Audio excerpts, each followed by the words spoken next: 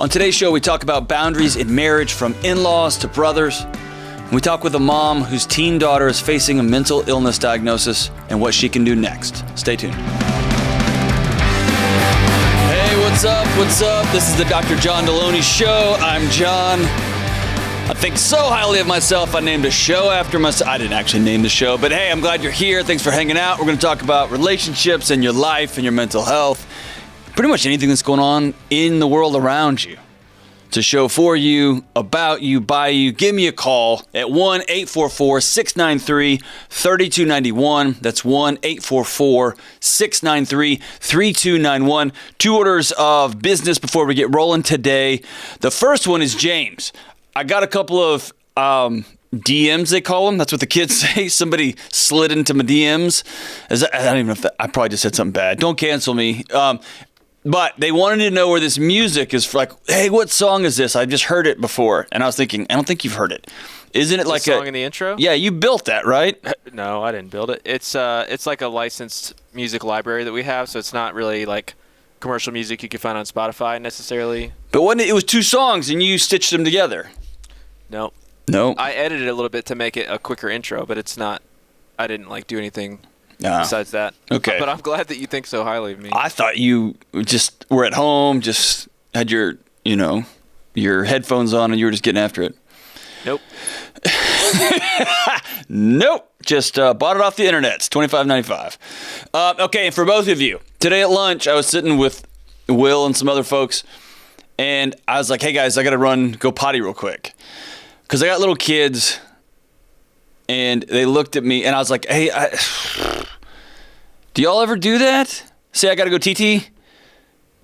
First of all, TT, no. I know that's a foul. Before the show, you told me, hey, I'll be right in there. I got to go pee-pee. And I about threw up in my mouth.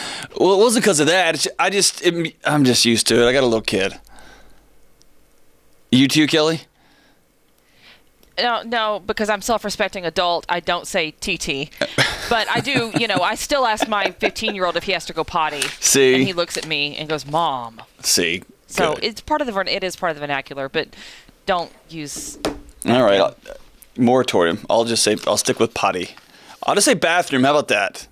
Yeah, I'm going to tell my little daughter, hey, you going to the bathroom? I don't know why it makes me think of old days at the Astrodome during the old Astros games back. I don't know. It just sounds weird. All right, so we're glad you're here. Let's go to Rachel on the phones in, where's she at? Greensboro, North Carolina. Rachel, what's going on? How can I help? Hi, Dr. Delony. How are you? I'm doing great. I'm doing good. Great. So, my fiance and I are planning our wedding for September, and among the conversations that we were having was that he anticipates being a caregiver for 2 of his brothers with mental disabilities. And so I just wanted some advice on how to navigate that. I hear in your voice that you were not expecting that and you were not looking forward to this. I kind of did, but as the wedding starts approaching, it just becomes more of a reality, and it kind of just solidifies. I know that to a certain extent. What does it? What does it solidify? Is this a deal breaker for you? No, absolutely not. It's just essentially trying to figure out how much of a mental and emotional burden it would be on our relationship and on our future. So it's just trying to process that and kind of figuring out the best way to deal with all of it without offending people in the process, without stepping on anybody's toes in the process and things like that. So it's going to be a big strain, and it's going to be hard, and it's still probably going to be the right thing. Those aren't all mutually exclusive. And having a good marriage is hard. It's gritty and annoying and frustrating and lots of tears, and then you get up and you do it again. And as the great therapist Terrence Real says, one person's always jumping off the deep end, and it's the other person's job to not jump in after them, right? Somebody's got to stay stable. That's part of it. there's something deeper here. What do you mean you don't want to step on people's toes and make people frustrated? What do you mean by that? Well, obviously, like the mental disabilities for both of his brothers have been going on for a long time, Mm-hmm. and they are both very functional. They're able to hold jobs to a certain extent, Mm-hmm. but also there's also the part where I know that like he anticipates taking care of them emotionally and possibly financially in the future. But there's also the part where he doesn't want to, he knows it's going to be his responsibility, but he doesn't want to, I guess, overstep his boundaries as far as with his parents. Okay. But he feels like he knows it because he was sharing with me that early on, I guess something happened when he was still very young in his teenage years where he realized that, oh, this is going to be on me in the future. Does he have any brothers and There's not going sisters? to be somebody else. I'm sorry? Does he have any brothers or sisters? Yes, he has one more brother. And that dude's MIA, not going to help? Yeah, he will. We just don't know how the situation is going to be. Is your husband, is he I think being a martyr? he's the oldest. Maybe. I mean, is it like he's the oldest, oh, so I'm he going to have does- to do all this stuff, and I'm going to, is it that too? No. Okay. I think that he just feels the responsibility being the oldest. Okay. That he's going to need to step up and take care of them. Okay. So No. this is a potential issue way down the road. Mm-hmm. And it sounds like there's a lot of what ifs, a lot of future what ifs that we're allowing to poison our right nows. Okay. And so all of this is solved with a really straightforward, not even hard, but a straightforward, hey, we're all sitting down having a conversation with his parents, with his brother and him. And my brother and I have done this. My sister and I have done this. My dad and my mom have had this conversation. Now, we don't have special needs kids in the house, but we do have various situations in our family. Here's how this is going to happen. If I pass away, here's how this is going to, and we just walked through that together. And so if I'm your brother, if I'm your fiance, I just made that weird. Mm-hmm. If I'm your fiance, I would call my parents and say, hey, I want to talk through what's the plan. I need to know if there is a special needs trust, which should have been set up for those boys already. What is y'all's plan as y'all age? Are they going to continue to live? Just get it all out in the open. There's nothing to be weird at about here. There's nothing to be ashamed of about here. This is just something that you got to deal with head on. And then once you know and begin to make a plan, then you begin to make a plan. A plan is about as useful as when the actual situation shows up, right? Okay. As Mike Yeah. Tyson says, everyone's got a plan until you get hit in the mouth, and then things change. So you have a plan, and then you hold it really loosely. You be graceful with one another. You, on the other hand, need to ask yourself, are you going to be married to this guy with potentially two of his brothers moving into your home? I hear something in your voice that says that you're not comfortable with this, you feel weird about this, you're stressed about this, and you need to know now going in, the kind of guy you're marrying is a guy that says, I'm going to take care of my family. And I agree with that, and I anticipated that, and I'm completely okay with it. It's just, I feel like between the two of us, we can handle it, but then when there's everybody else's input in what we, how we decide to help and things like that is when things get more complicated. Yeah, and they don't get a vote. It doesn't matter what they say, right? Now, if they're on a part of the special needs trust, if they have holds over the money, if they're the executor of the will, then yeah, they're going to have a choice. I don't think there is no such a thing to begin with. Yeah, you I need to don't get think one there's enough planning. They need to get going one of on those to get to the point. yesterday. Yesterday, they need to get one of those. That is an ASAP, do not pass, go, get that thing done. Okay, you want to make sure your kids are taken care of, especially with special needs after you're gone. I cannot emphasize how important it is to have a will. Have a will, have a will, have a will. If you've got children with special needs, have a special needs trust. Do it yesterday. These are not hard conversations, and I don't mean to make light of this, Rachel. These are just direct. Let's just have this thing, and let's all get on the same page here. I would be happy to marry somebody who cares about his family and is thinking down the road. What y'all both need to do is don't cash out your present day happiness, your present day excitement over about something that may or may not happen years down the road. Okay? Life is too short. Things are too bananas. You need to enjoy what you have today, and you need to be excited about the fact that you're about to get married. If for some reason you say, I'm out of this thing, I just don't want to have a future where I've got 2 other grown men living in my house, man, have the dignity to let him know now, and then walk away with your head held high, if that's what you choose. Don't go into this marriage knowing where your fiance's heart is, knowing the situation of his brothers, and then slowly drag the whole machine underwater and drown everybody in the process. There are going to be a lot of people with a lot of opinions on this. But if your fiance is the one ponying up the money, ponying up the house, taking care of them, nobody else gets a vote. 0, none. Just y'all two. Y'all get to craft this, what this looks like. Y'all two get to decide who gets a vote. So here's what I want you to do as a premarital exercise. I want you guys to get a real box, like a shoe box, a little fancy box, I don't care what it is, a real thing. Put it on your kitchen table. And I want you to write out 4 or 5 people on planet Earth who get a vote into your marriage. That could be another couple that y'all know. That could be a marriage counselor. That could be close friends that you each have. That could be whoever you want, and put it in there. And then I want you to close that box and let it sit for a day.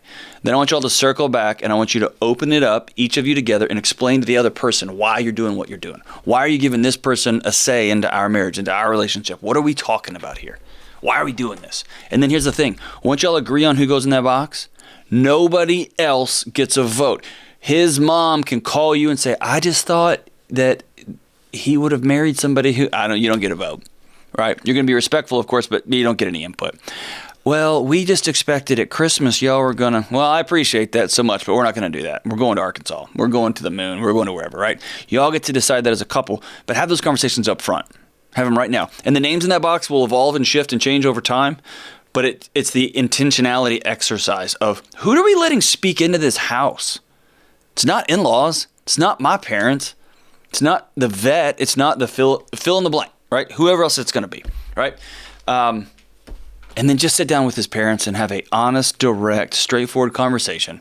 I'm about to get married. I'm about to start creating my own legacy, my own household, and I have the expectation I'm going to be taking care of my 2 brothers down the road. What is y'all's plan? What does y'all's will look like? What is the plan moving forward for when we're going to transition this? And then have that direct conversation, put everybody on notice that this is how this is going to be, and then go from there. I appreciate that call, Rachel. I know that sounds complex and hard and scary, especially when you're not even married yet. But there's not a way to go into that other than directly. And not being an idiot and a jerk, and I know y'all wouldn't do that, but go in there with dignity and respect and on the table, what are we going to do about my brothers? All right, thanks so much for the call. Let's go to Kyle in Fort Smith, Arkansas. What's up, Kyle? How we doing? I'm doing good, Dr. John. When my wife turned 18, her mother opened up credit cards in my wife's name without her knowing. Oh, how much? And about $15,000. She didn't pay a penny on it, has she? No. Oh, jeez. And so we found out shortly before we got married, which has been about 4 years ago now. And all because I answered a phone call that my wife didn't know, so I answered it. And turned out she was behind on the payments, so we figured it all out. Wow. And her dad doesn't know. And the reason is she couldn't get a credit card because they'd had a credit card bankruptcy prior years. So she stole from her child. Exactly. Hey, get this. She stole from her adult child, which makes this a whole different ballgame, right? Exactly. And I want paid back. Okay. And so we've been working on it, trying to think of different ways to do it. And, being that her dad doesn't know, I guess he didn't take the bankruptcy very well because the mother has always handled the money. So my wife's very concerned that him finding out about this will be, more than he can handle. Okay. And with some mental issues. And so So here's the deal, Kyle. Mm-hmm. I'm going to save your heart here, okay? Let's hear it. You're not getting a penny back. just go ahead and eat it. It's not going to happen. The choices you guys have to make are filing a dispute with the credit bureau, right, saying that these were stolen. These charges are fraudulent. I never had. Have y'all done that? No, okay. It's been too many years. I would dispute it and at least have a letter in writing. The second thing y'all need to decide is, are you going to call the police on your mother-in-law and say she robbed me? Do you need to go get does your wife need to go get another Social Security number? Because if it happened once, it could happen again. And once she's put fraudulent stuff, put a police report out there that somebody stole my thing and took out credit cards. Somebody told my Social Security numbers, took out credit cards. Then the next thing is I need to get a new Social Security number so that mom can't steal from me anymore. And then y'all got to go move on about your day. The chances of you getting this back are zero. The chances of y'all end up going to war with your in-laws is 100%. And I don't know the value and the benefit of that. Okay. What do you think about that? Well, see, hey, you're like me, and I guarantee you've already spent that money. Yeah. It's been there eating at me. I've been paying. My wife was paying for it originally. She said, "Well, I'm just going to keep my job and pay it." Well, we had a little boy. He's home, so she's home with him now, and that's where I want her to be. That's why I love that. And so now I'm eating that $420 a month, and we haven't even been hardly paying anything down on it. We, reconsolidated it and made it to where we can, manage it a little more. You consolidated it with other loans? With all, because of the 3 loans together, and we just consolidated those 3 up to $15,000. That may make it more complicated. I lost a lot of money, and I think the man I know, her dad would not. I don't see anything ending bad. I think he's going to be mad about it, but I think he'd find a way to come up with the money. They have assets to sell. They're both retired. Okay. So who's telling you not to call him? My wife. She is scared to death. She cries about it. 2020 was hard for everybody, and so we got a little bit behind. So guess what? I quit paying first those credit cards. Here's the thing, though. It's in your heart. It's an existential deal, but for the banks, they don't care. You got to keep paying that bill. Right, and we got caught back up and everything, but I did pretty well. Sold a project. Her mother knew that we sold a project. Well, the credit cards had called her mother in that time because they keep all the phone numbers, and so they called her. Well, then she called us. Why aren't you paying on the credit cards? Well, when she found out we started paying on, or that we sold a big project, made some good money. She had told my wife, "When are you going to pay off the debt?" And I've lost my mind over that. That's what's the reason for this call right now. Hey, that's fair. I'd be upset and fired up too. But what you're doing is you are allowing an input, but you're stuck with the output, right? Right. So cut your mother-in-law off. You're done. You don't get a vote in my life. You're a thief, and now you're dishonest, and you stole from your child, and we're done with that. If someone stole from their 19-year-old, their 18-year-old, and it was a moment of weakness, things got bananas around the house, we were going to lose something, and they circled back 3 or 4 or 5 years later and said, I screwed up in a major way, I'm embarrassed, and I'm ashamed, and I'm going to make it right. That's one thing. But then when someone's calling saying, hey, guys need to get these creditors off my back, no, that's your true colors. That's who you are. You know what? God be with you. Go have fun with your life. You're not having any influence in my life. You're not going to see my kid. You're not going to poison my wife anymore. We're going to create our own legacy, and we're going to move on from somebody who's not a thief and somebody who's not dishonest. That's it. And I know that that's hard because your wife's not going to be on board with that. Is that right? That's right. Okay. Now, have you sat down with your wife and said, I need to be vulnerable here? And there's a 100% chance you've not done this. I'm setting you up, okay? So just know. We're on the same team here, Kyle. I like it. I'm being vulnerable here. I committed my life to loving you. I committed my life to protecting you. I committed my life to being vulnerable with you. And your mom stole from her child. Your mom has continued to beat us up over her debt that we're having to pay off in a season we don't have the money to be paying it off. Mm-hmm. And you have a dream of staying home with our son. I've got a dream of giving the woman of my life whatever she wants, however I can love and support her. And every time your mom calls, I feel like she's hurting our family again and again and again. And I'm asking for us to take a season off from having your mom in our life. And letting your wife truly hear your heart on this deal, because my guess is it only comes up when you get one of these calls, when you write that $400 check, and it comes out as an explosion, which then comes out as you versus her mom, and nobody wins in that exchange. Exactly. If it comes out you versus her mom, she has to defend her mom just because. She's got to defend you just because. And the person who loses there is your wife. If you come at her as not me versus mom, but me plus you, that's a whole different equation. Right. But, I mean, what about her dad in the end? Should I burn the whole place down and let everybody know, there's a fault in the wiring just by telling them? If you want to lose your marriage over it, go ahead, man. You think so? I don't want to do that. Your wife has said, please don't do that. Right. And do you want to be right, or do you want to be in love and married? No, I want to be in love and married. Okay. Then, man, this is a painful, hard $15,000 pill to swallow. It sucks. Hate it. Well, you know what I mean? I can deal with it. I'll get over it. Yeah, but it happened, and then let's work triple and quadruple and get this thing knocked out. It may be that your wife's dream of staying at home is going to have to be put on hold for 6 to 9 months till she can crank that out. Yeah. And that you can go home and hold that baby while she does Uber Eats or something like that and cranks that thing out and pays that sucker off. Yeah, absolutely. And then everybody can be back on the same page. But here's the thing. All of this conversation starts from 2 places. Number 1, we're drawing a boundary. No more mom. No more mother-in-law in our life for a season, at least. Number 2, this is not us versus them. This is me plus you. This is me connecting with my wife, with someone I love and I want to be engaged with here. And it's not your mother anymore. It's just this lady that keeps hurting our family. And I'm asking that she not be around our kid. I don't want him getting this stuff. I'm asking that she not be around us right now. This is hard.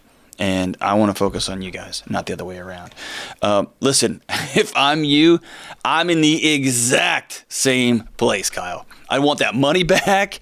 I'd want to call everybody. I'd go knock on and talk to my father-in-law face to face. Hey, listen here, man. I'd do it. I'd want to do it, but if my wife said, "Hey, please don't," then I'm going to honor that because she knows more about that situation than I do. And then you got to just swallow it and move on with your day. Life's too short, man. And then I would strongly recommend that your wife get a new Social Security number. Your mom is not somebody to be trusted with that kind of information. All right, I want to take a quick break and answer one of the most common questions I get. Delony, I can't find a counselor in my area or I can't afford one. Listen, help is here. I've partnered with BetterHelp for customized online therapy for you. Video therapy, phone therapy, or you can even text with a licensed therapist in your area or somewhere across the country to get the help that you need when you need it. Go to betterhelp.com/Delony for 10% off your first month. Listen, online therapy is less expensive than in-person therapy. I've taken away all of your excuses. Now you have to recognize your worth being well. Go see a counselor online with betterhelp.com today. All right, so I got this email from Jenny. Jenny wrote in, she says, "How do you feel when couples say they never fight? Is that healthy?" So a couple of things here when it comes to mind. One, if you define fighting as yelling, slamming stuff, throwing, no, I think that's all ridiculous, dumb behavior. It's not productive at all. And so if somebody says we don't fight, meaning we don't yell and scream and throw crap, then yeah, I believe that because I don't do that in my house. But if it's if they're defining fighting as disagreements, as anger and frustration, man, me and my wife don't yell or slam or throw things, but I can tell you about me. I won't tell you about my wife. I weaponize silence, right? I am the master at withdrawing. And usually it's so I don't say something stupid, so I don't do something dumb I want to control, but I end up controlling by withdrawing. And here's the thing, it's fighting. It leaves bruises on somebody's soul. It leaves bruises on somebody's heart and mind. It doesn't leave bruises on their body, right? It will wreck somebody's heart. It doesn't wreck the furniture, right? So I think it comes down to how are you going to define fighting? I don't yell. I hate yelling. It's actually traumatic, right? It's a trauma. For kids especially, and it solves nothing. Unless somebody's walking into the street and they're about to be hit by a car, yelling is dumb. Don't do it. But that doesn't mean that me and my wife don't fight. We disagree often passionately, but we respect each other, and we've had to work hard on fighting fair, right? Hard on fighting fair. Fighting not to fight, but to get towards a resolution that improves everybody's lives. So here's the way I look at fighting. Fighting is often a result of a clogged pressure valve. Right? If you're not talking, if you're not communicating, if you don't have open lines of communication back and forth, if you're not able to say, dude, I had a super weird dream last night, or I slept like crap last night, or I miss you, or last night I came in for a kiss and you turned your head and I acted weird and then I got weird and then you got weird and then I just let. If you don't have those little conversations over time, then that pressure valve builds up and builds up, right? So the first and most important thing is have regular conversations. What are you reading? What are you watching? Shows you like, shows you don't like. What are your disagreements on this? When are we going to buy this house? What kind of dreams do we want to have here? How much is too much time on the internet? Have these little things. Have a weekly calendar meeting. Have a monthly or bi-monthly budget meeting, right? Do these things regularly. And then when the fight happens, when the mother-in-law calls, when the father-in-law does a thing, when those things show up, there's not all this pressure built up, so it just explodes. Right? Then you can just have a regular old disagreement, a passionate one if that, an argument. You can get after it. Yeah, just yelling and screaming. Blech. So how do I feel when couples say they never fight? Either living in a fantasy world, right? And they are building a pressure valve that when it goes, it's going to be a volcano, right? Or somebody's super dishonest. Yeah, everything's great. And those are the people that just disappear one weekend, right? Their husband goes out of town and they get home and everything's gone, right?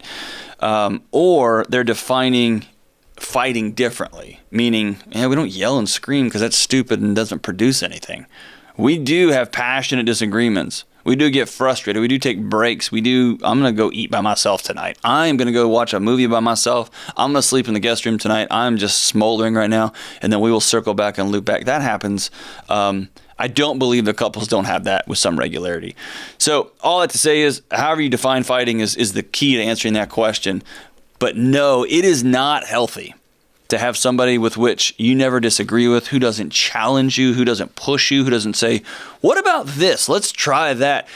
You need that person in your life to continue to lean on you and push you towards getting better, right?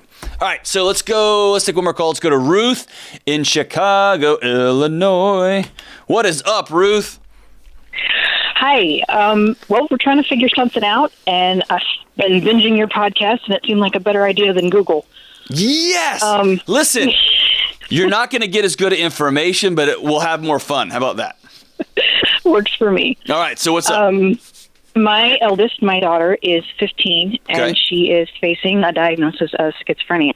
Okay. Let's stop right there. That's a lot, right? Yep. And by the time a family gets to this point, it means you guys have endured a hard 15 years. Is that right? Probably more like 7 or 8 or 9 years. In her case, no. Her symptoms are pretty new. Okay, so tell me about anything that has been life-changing. And so there's a lot to figure out. And so anyway, there's a lot to figure out, but the question that I have for you is that one of the things that we're wrestling with the most is that she has expressed to me more than once that she would like to share this diagnosis with her friends, with her teachers, with our extended family. And that brings up a lot of fears for myself and my husband, her father. Okay. And we were wondering what advice you would give us, and if it was your daughter, what advice would you give her about that part of the decision? Okay. First thing, I love your heart. Awesome question. Thank you for being bold and brave and asking this question. And we live in a world where that level of bravery that you just asked, we can't do anymore, because one group's going to say you're nuts. One group's going to say you're discriminatory. Like, I appreciate your heart there. So when you say facing a diagnosis of, in a relatively out of nowhere, this thing just showed up. What is showing up? About 4 months ago, she came to me very upset in the early morning and told me that she was seeing people. Okay. She's having visual hallucinations of people. Okay. Every day. And have they done neurological exams? There's no brain lesions or anything? Correct. Okay. We've pursued a lot of different tests to try to rule out all of the possible physical explanations. Okay.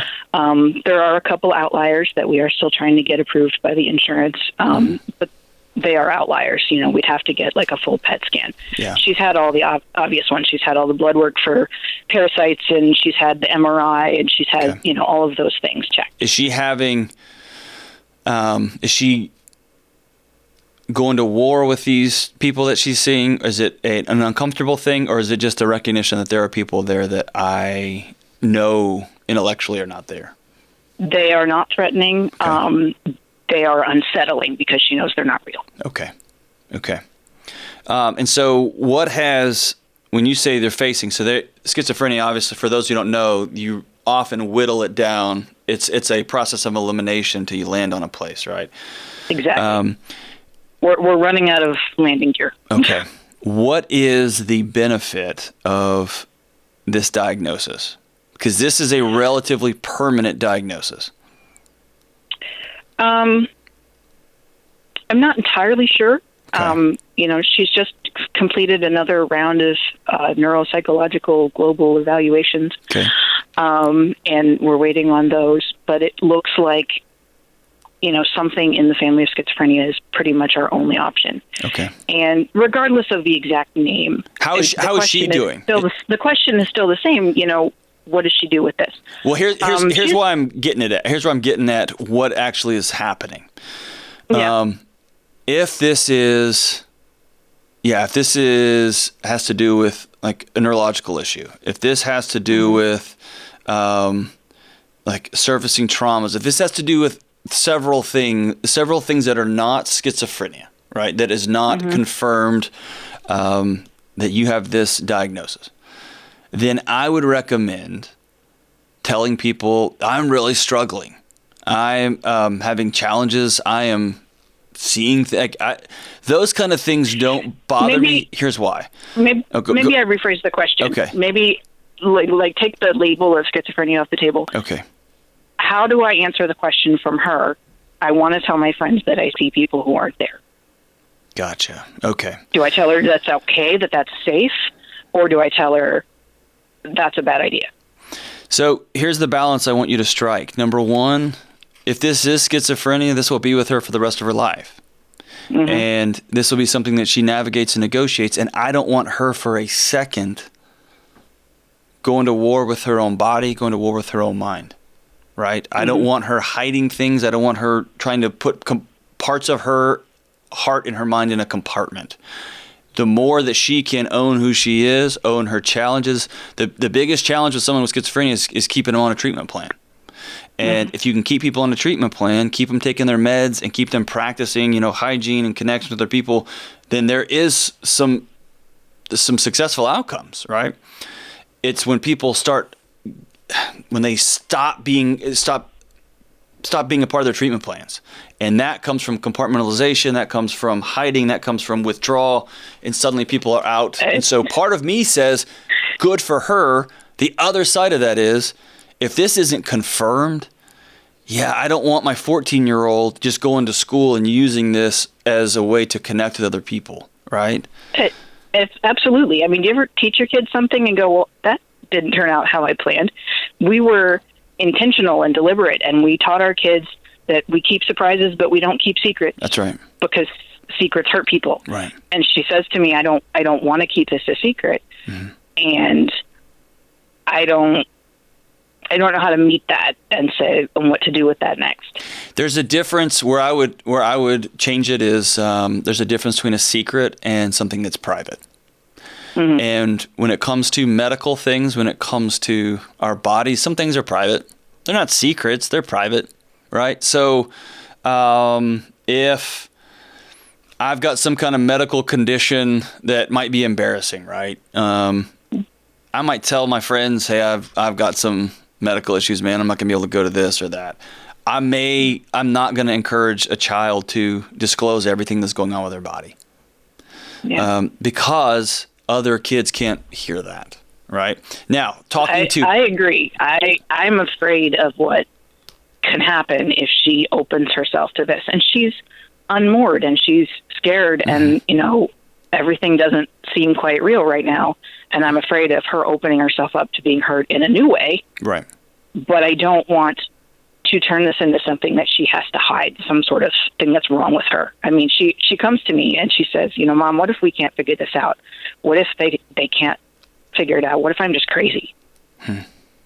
And one of the most terrifying things, and I've had a few interactions with kids over the years who are heading down this road, and it is a trajectory. That's why I thought you had dealt with it for several years. For it to emerge like this in that way, that my first thought is something physical, but again, I trust you and definitely trust your family and your doctors. So the most terrifying part of this... We've been pushing them pretty hard. Yeah, the most terrifying thing, and I'll tell you, I'm just being honest with you as I can, okay? Mm-hmm. The most terrifying part in my experience as walking alongside young people in this situation is that they can consciously feel themselves losing their mind. They feel it happening. And there's seasons when they know there are people here, or I am having hallucinations of, or I am feeling that I am being listened to by that clock over there, whatever the challenge I've experienced. And they also simultaneously know there are no microphones in that clock. Mm. There are no other people in this room other than you, Delony. And that in and of itself is the scariest part. I can feel myself unwinding. And so I think as her mom, your job is to say, you will never, ever be alone in this deal. As long as I can help it. And you will never lose us. You're never going to lose love. You're never going to lose this connection here. As long as I'm on this planet, I'm plugged into my baby girl. And what I wouldn't tell her, hey, that's never going to happen, because that's not true. I would say, yeah, this is really scary for all of us, and you are not walking through this alone. And when she says things like, Mom, what happens if I lose my mind? That's when you respond with, that just sounds so scary, doesn't it? Tell me about what you're feeling. You can't promise her one thing and you can't promise her the other thing. You can model for her, I'm listening to these fears. Right? And as a parent, I know how powerless this feels. Right? For sure. Powerless. I do think it's important that she not set herself up with her peers. You say she's 14, 15? 15, freshman. 15. Yeah, I would draw a distinction between private and secret. Right? And maybe I'm trying to think of something that's not, I don't know. If I had testicular cancer, I would tell my closest buddies. I would not announce that in big spaces. Not because I'm embarrassed about testicular cancer, but I don't want to have extended conversations with people that I'm not close to about it. You know what I mean? Right. And so one of those is I would tell people I got cancer, and they'd say, what kind of cancer? And I'd be like, yep. And they'd know exactly what I meant because I'm a grown up, right? And there's people that I would talk to about it, but I wouldn't just go put that out there because of the impact on other people, not on me. If you listen to this show enough, I'd just talk about anything. So I think teaching her the difference between secret and private is one thing. The second thing is making sure she's got people at school she can talk to. So she knows she's not broken, she's not dirty, she's not disgusting, she's not gross. It is not normal. It is out of the ordinary, but she is still beautiful however she was put together. And so making sure she's got coaches or teachers or guidance counselors at school that can give her a safe space. And what I would recommend is having somebody she can see face to face. So if you went and met with a school counselor, have y'all done that? It's very difficult. They just opened the school for people that aren't students to come in. So I could physically go see her counselor now, but I haven't yet. I would write an email to the school counselor exactly what you told me, that we've been getting testing over the last 4 months. This has emerged, and this is where we're headed. And we want you to help us with some guidance with our young one on how to navigate this at school. I'm not comfortable with a 15-year-old owning this narrative. Here's why. It may go away. Mm-hmm. Here's why. It may not be schizophrenia. If I'm you, I would tell the doctors, I want a diagnosis of schizophrenia to be a last thing. We only do that if we have to, unless insurance says I'm not paying for the meds, unless we have to. And I want to see if there's some other ways we can work through this. Has she already started taking antipsychotics? Has she already taken medication? We started with some anti-anxiety medications. Okay. Working on that angle to see if that was kind of feeding this. And that didn't really help. She's on the lowest dose of an antipsychotic right now. Okay. And it has helped, but they're not gone. Okay. All right. Is there any sort of behavioral interventions? Diet, exercise, go outside, play with people? Not different than our lives were before. Okay. We're fortunate enough to live far enough outside the city that we've got property and animals, and she's out and getting that vitamin D and that activity regularly. So very cool. What's her interaction with other people? Is she allowed to do that? Could she play with friends? Sure I understand the question. Could she play with other kids? She is involved in so much. Like I said, she's a rock star. She's in some clubs and in some organizations outside of school that keep her moving. Okay. And keep those connections going. But everything's a different format this year. Okay. Yeah. So. And part of me wonders, man, is there some sort of environmental issue here, some sort of physical issue? Then the combination of those has set some things off that when she gets more into a routine and gets back. And again, that's me being optimistic here. So here's a bigger question. How are you and your husband dealing with this? How are y'all? My usual response is to dig in and give myself lots of practical things to do. So right now, my job is just to hound the doctors and get as many tests as I can and have those conversations with her when she's scared. Yeah. I know that from other crises in my life that I will have to circle back around and do some work on myself as well. But I'm not there right now. You didn't answer my question though. How's your marriage? Interesting. I don't know that I've ever heard my husband say I'm scared. Yeah. In as blatant terms as he has lately. Yeah. What was your response to that? Me too. Yeah. He's a very practical person. He can learn how to do anything. He can, if the plumbing's broken, he'll just fix it. And if the car needs something, he'll fix that. And if the electric's not working, he'll fix that in addition to the 2 jobs that he's working. So, he came to me and he's like, this is the first time I've just looked at something and gone, I have no idea what to do with this. Here's what you do. You put down the solution part of this because y'all can't solve this. Okay?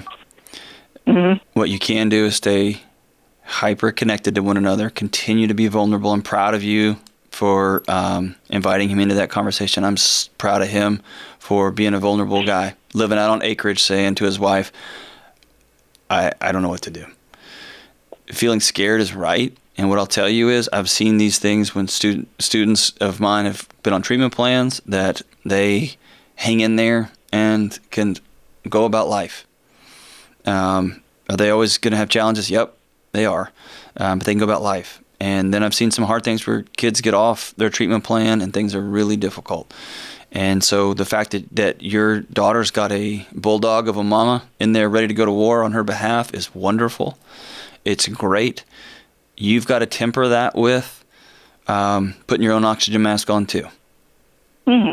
And you've got to temper that with knowing that part of her journey is a safe house. And a safe house starts with you and your husband intimately tethered together, rock solid, that we're in this for the long haul. And letting your daughters be heard and not making any promises that we can't uphold. And here's the thing. This is just scary, and it sucks, and it's awful.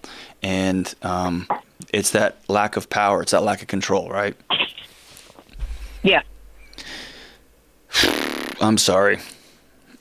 And I wish I had better options for you, better news for you, better all this stuff. But going back to your original question to me is, there's a difference between privacy and secrets, and some things for 15-year-olds need to stay private. They don't need to stay a secret. They need to stay private.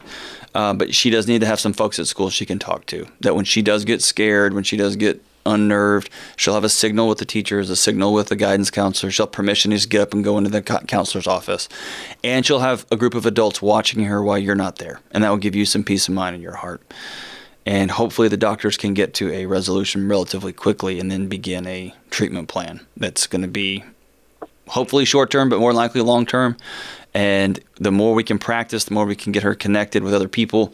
And the more we can get her following this treatment plan, the more it will become part of her rhythm and the rest of her life.